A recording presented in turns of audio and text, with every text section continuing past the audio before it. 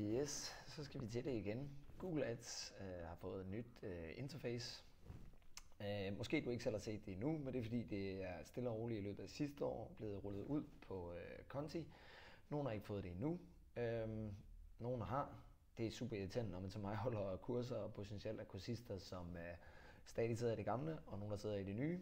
Fordi åndssvagt nok, så kan du ikke selv skifte over til det nye, hvis du sidder i det gamle. Jeg har i hvert fald ikke fundet ud af, hvordan man gør. Hvis du sidder i det nye, så kan du faktisk godt trykke på udseende heroppe, og så bruge tidligere design for at komme tilbage. Men det forlyder, at her i 2024, der skal vi alle sammen over i det nye. Så det kommer før eller siden, hvis ikke det har ramt dig endnu. Og derfor er denne video til at prøve på at give dig en lille introduktion til det her nye interface. Fordi der er nogle ting, der er flyttet rundt, og måske også nogle ting, du har studset lidt over, om funktionaliteten er fjernet fra Google Ads simpelthen, eller om det er bare Google, der har puttet det et eller andet obskurt sted hen. Så vi prøver lige at gå på opdagelse sammen i interfacet.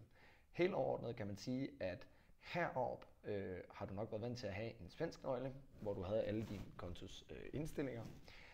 Den er der jo ikke længere, og det der lå i den er heller ikke at finde her. Så hvor er det henne først og fremmest? Jo, det ligger over i menuen til venstre her. Du kan se, det første punkt her med kampagner, det minder ret meget om den gamle, det gamle interface. Den menu du havde der i til venstre i interfacet med kampagner og så videre her. Men ellers så har du mål, værktøjer, fakturering og administrationsdelen her.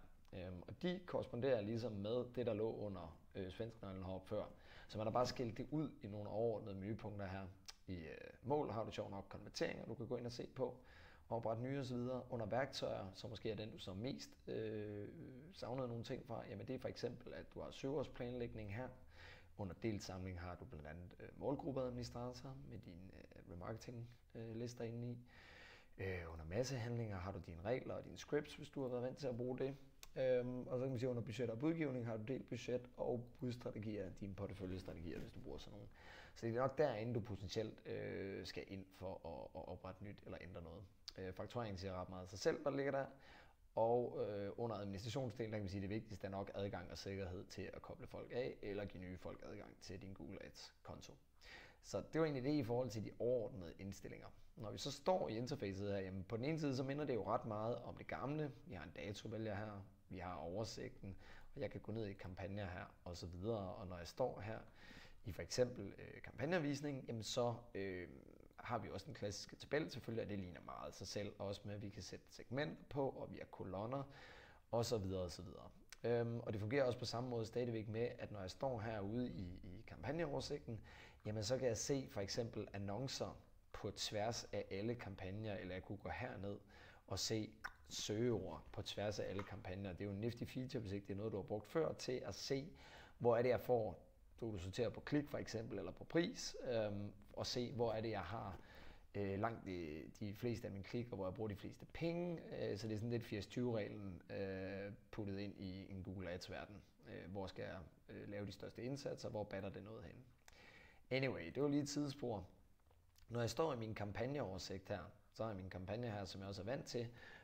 Og nu prøver jeg bare at klikke ind i en søgekampagne her, der sjovt nok hedder Search. Det er sådan en testkonto, den her jeg bruger til at holde kurser og for eksempel lave en video som den her.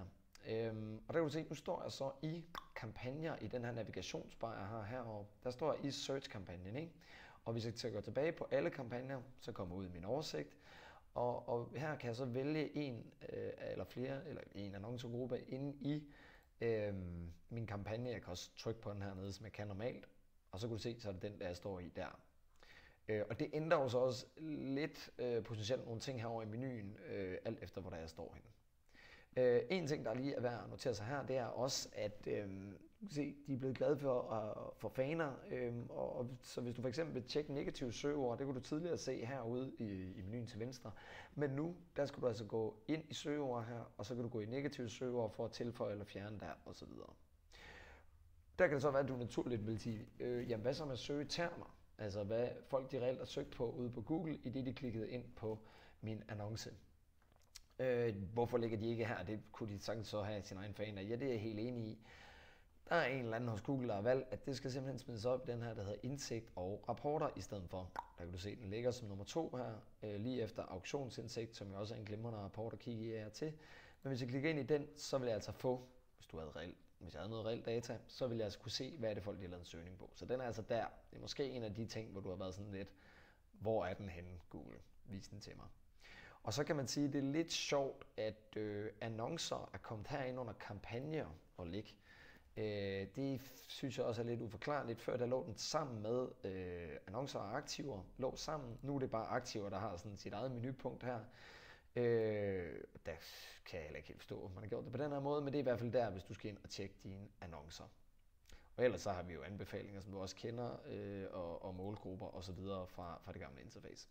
Så jeg synes egentlig ikke, der er så meget mere nødvendigvis at sige for nuværende i forhold til det nye interface. Vi skal nok blive færre med til at bruge det alle sammen, når vi kommer i gang med det, og så svært er det altså heller ikke. Det er ikke fordi, man har ændret så meget i, hvad du kan gøre herinde. Det er mere bare, at man har flyttet rundt på nogle ting herinde. Så det skal vi lige vende os til, og så skal det nok blive godt alt sammen igen.